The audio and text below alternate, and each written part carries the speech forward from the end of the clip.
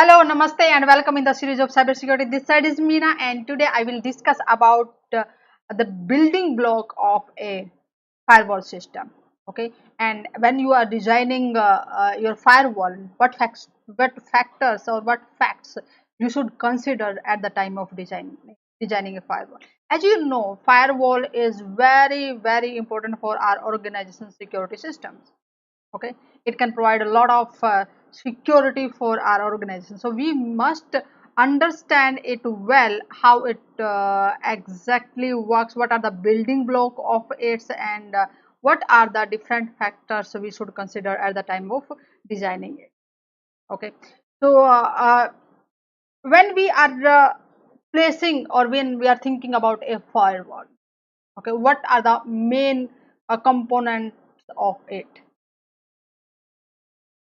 Journaling, where we implement our firewall at the boundary of our organization, where it is separating from one network to the another network. Say outsider network, that's a non trusted danger zone here, and this is, for example, say inside of our organization. Okay, and we want to filter the traffic. We don't want anyone to just to come and have access to our internal traffic. Okay, so it is also giving us the routing features, means we are connecting some different networks, so routing features it must provide to us here. And another thing is firewalling. What exactly it is? Okay, we have the routing feature into it. It is just can route traffic from inside to outside and outside to inside, or from one specific network. That means, for example, say we are having the DMZ, we have doing some web servers we placed into a specialized zone, and over there we want to route traffic from outsider. We want to allow outsider can come into the DMZ zone and can access our web server. Understand? Now, another thing is the capability to stop the traffic which we don't want to give access to on our resources. Okay, so it will just check against maybe the network we have configured, or with the port or the protocols, what the filters we have implemented. And by default in a firewall all the traffics are denied. Okay, so clear cut, we understand our situation of our organization, a requirement of our organization, what we want to allow, and that traffic we just permit. Okay, so firewall feature. Another thing is the VPN. Our maybe or our organization is having a remote office or the branch office, or the users working from outside of our company, maybe from home users, or some salespersons are working out of our premises. Okay, and we need to give access to our systems, to our resources which are not accessible for outsider or for anyone.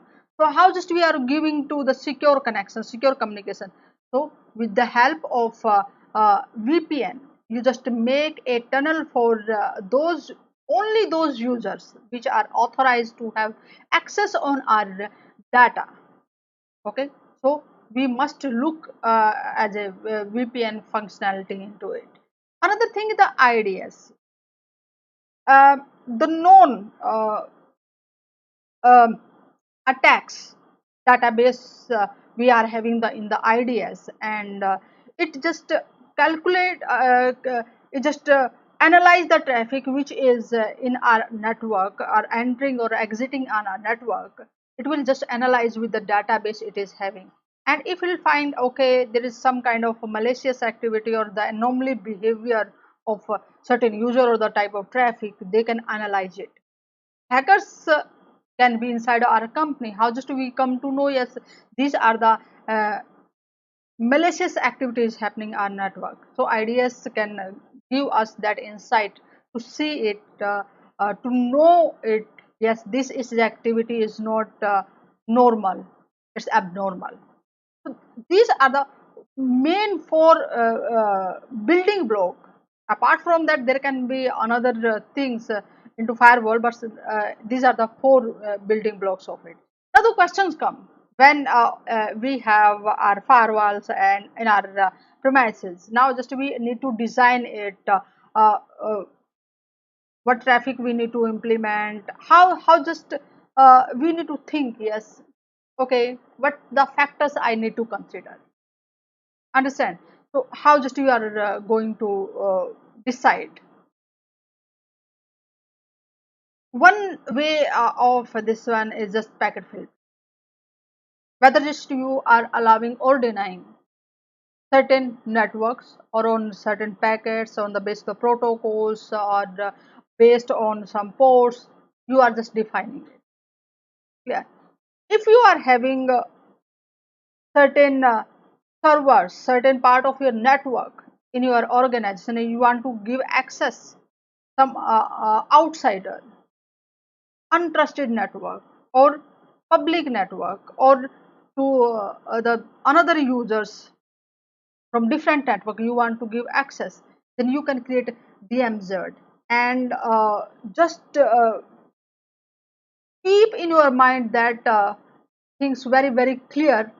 When you are designing DMZ, don't open unnecessary services, shut all uh, them down, okay, and just give the minimize of the right or access controls, keep it tight so that only which protocol port or network we are allowing, only they are getting that. Otherwise they can enter into your private network as well. Okay, if we are having different kind of servers which we need to put in multiple DMZ, we also need to consider it. Clear? And for the remote accessing, how we are going to provide VPN connection, what area we are allocating to access. Okay, not the complete one. For example, we don't want to say sales department people, some executives are working from outsider, and we don't want to give access to all of the servers. So strictly on the certain level of the least privilege right we are giving to them. Okay, IDS we can use for detecting the malicious behavior inside our organization or when the traffic is passing through it, because it is just getting a copy of the data and then it's evolving, analyzing it.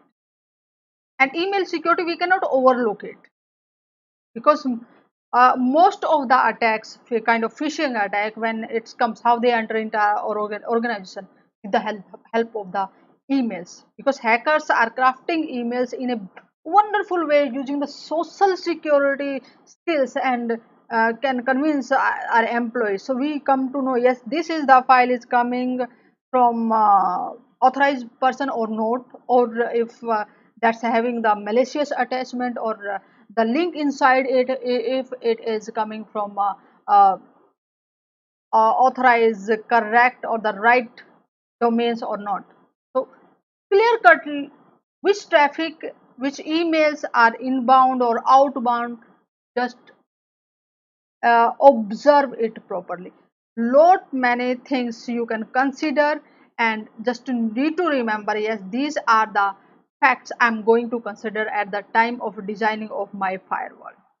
Okay, so follow me on the cybersecurity prism and get the notification for the next interesting and informative session.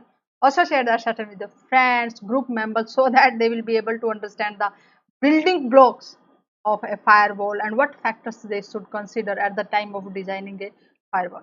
See you in the next session. Namaste.